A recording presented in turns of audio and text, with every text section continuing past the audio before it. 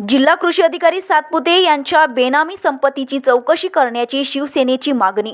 24 September रोजी जिल्हा कृषी अधिकारी कार्यालयात शेतकऱ्यांच्या विविध मागण्यांसाठी निवेदन घेऊन गेलेल्या शिवसैनिकांवर गंगेचे गुन्हे दाखल करणाऱ्या जिल्हा कृषी अधिकारी सातपुते यांचा व प्रशासनाचा जाहीर निषेध श्रमिक पत्रकार भवनमध्ये आयोजित पत्रकार परिषदेत शिवसेनेने केला। लोकशाही पद्धतीने शेतकऱ्यांसाठी आंदोलन करणाऱ्या शिवसैनिकांवर गुन्हे दाखल करणे ही बाब निंदनीय आहे। कृषी अधिकारी सातपुते यांचा बोलविता धनी कोणीतरी आहे, ज्यांच्या सल्ल्यावरून सातपुतेने रात्री 11 वाजता शिवसैनिकांवर गुन्हे दाखल केले असा आरोप पत्रकार परिषदेत करण्यात आला। परंतु काही दिवसांपूर्वी सत्ताधारी पक्षांचे आमदाराने अशाच प्रकारचे आंदोलन केले होते आणि करपलेले सोयाबीन कृषी अधिकाऱ्यांच्या अंगावर फेकले होते।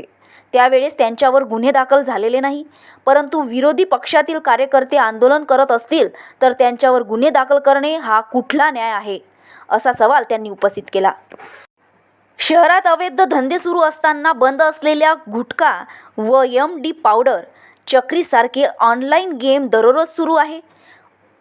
मसाज पार्लरच्या नावावर अवैध धंदे सुरू आहेत। या सर्वांवर जिल्हा प्रशासन व पोलीस प्रशासनाचे दुर्लक्ष होत असून शेतकऱ्यांसाठी लढणाऱ्या शिवसैनिकांवर मात्र जिल्हा प्रशासन गुन्हे दाखल करत आहे, हे योग्य नाही।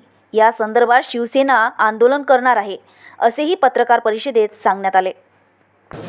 2 दिवसा अगोदर जिल्हा कृषी अधिकारी कार्यालयात शिवसैनिक शेतकऱ्यांना घेऊन जेव्हा ओला दुष्काळ जाहीर करण्याच्या मागणीसाठी आणि 1 रुपयात पीक विमा योजनेचा लाभ मिळवण्यासाठी सुरू करण्यासाठी जेव्हा गेले, तेव्हा तात्पुरत्या निवेदनाच्या स्वरूप या आंदोलनाला असताना कृषी अधिकाऱ्यांनी कोणाच्या तरी दबावाखाली जाऊन पोलीस स्टेशनला जाऊन दंगेखोर म्हणजे दंगा केला अशा स्वरूपाची तक्रार दिली आणि ते पोलिसांनी कुठली शहानिशा न करता ती तक्रार घेतली आणि शेतकऱ्यांवर जो आर्थिक संकटात सापडला आहे, प्राकृतिक संकटात सापडला आहे, नैसर्गिक संकटात सापडला आहे, अशा शेतकऱ्यांवर दंग्याचे गुन्हे दाखल केले।